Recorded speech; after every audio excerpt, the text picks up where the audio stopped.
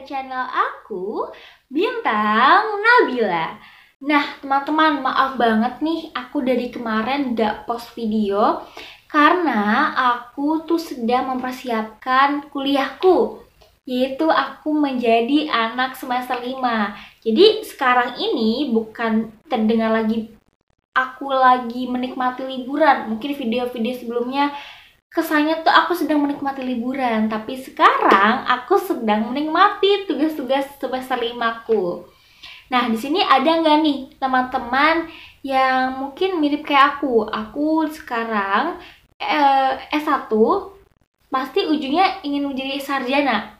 Nah, mungkin di sini teman-teman ada yang sama kayak aku, atau masih sekolah, atau misalnya lagi kerja, yang dimana ketika kita meraih mimpi, pasti ada yang namanya kesulitan-kesulitan untuk menuju mimpi kita.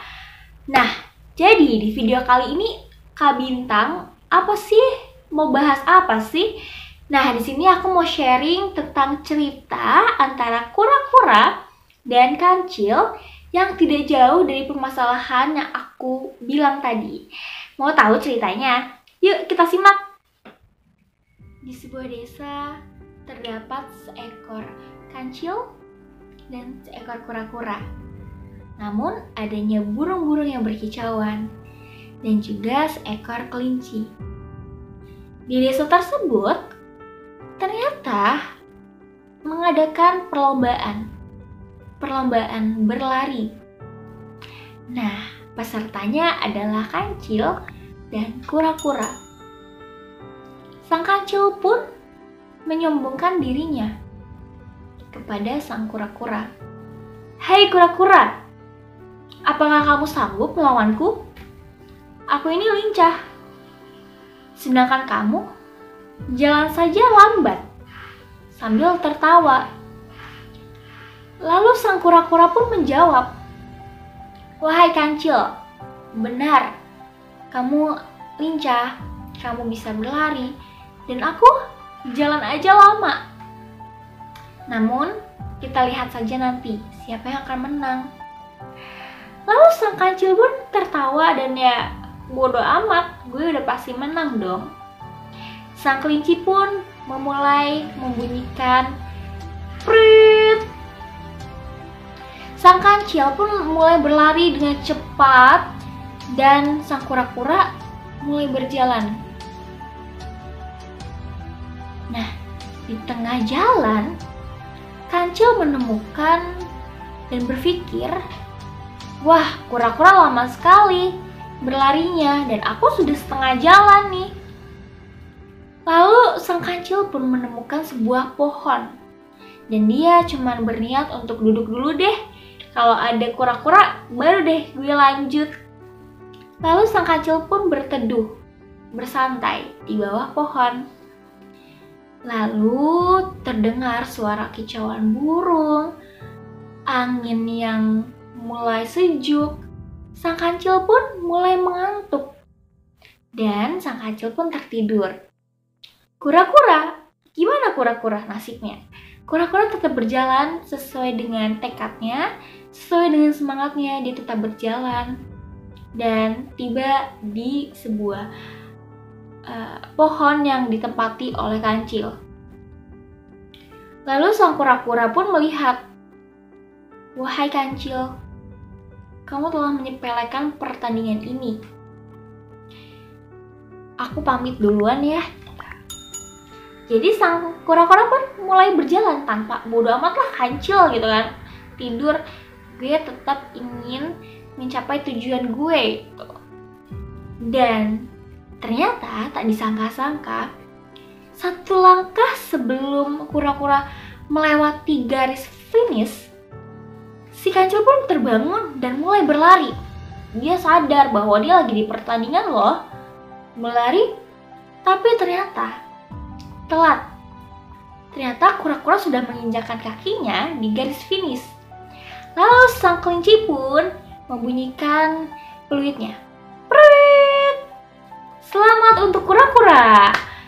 Dan di keesokan harinya, sang kancil pun mulai berpikir, "Aduh, gue kayaknya menyepelekan pertandingan.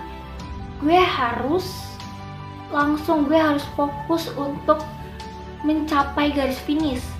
Gak akan terganggu lagi dengan namanya pohon, angin-angin, dan burung kicauan yang membuat aku nyaman. Lalu sang kancil pun mengajak kura-kura bertanding lagi. Hei kura-kura, kita bertanding lagi sore ini. Lalu sang kura-kura pun menerima. Oke kancil. Nah, ketika bertanding, sang kancil pun dengan sesuai dengan rencananya, kancil langsung berlari tanpa dia fokus ke satu tujuan, dan pada akhirnya sang kancil menang dan kura-kura masih tertinggal jauh. Lalu sang kancil pun bersenang-senang. Wahai kura-kura, lihat kan aku yang menang. Ketika aku sedang fokus aku menang loh. Terus sang kura-kura pun menjawab, iya kancil, kamu menang, selamat ya. Di hari kemenangannya, sang kancil berpikir, memang diriku ini sangat hebat. Melawan kura-kura begitu gampangnya. Mungkin kesalahanku yang kemarin memang keteledoran belaka, tapi diriku ini memang hebat loh. Lalu sang kancil mengajak sang kura-kura untuk bertanding kembali. Dia hanya ingin memamerkan bahwa dia itu bisa menang loh melawan kura-kura. Lalu mereka pun mulai bertanding keesokan harinya. Kancil dengan biasa dia langsung berlari dengan sungguh-sungguh. Namun di tengah jalan sang kancil terluka karena ada batang pohon yang menimpa dirinya. Dan dia tidak bisa bergerak dan tidak bisa berlari.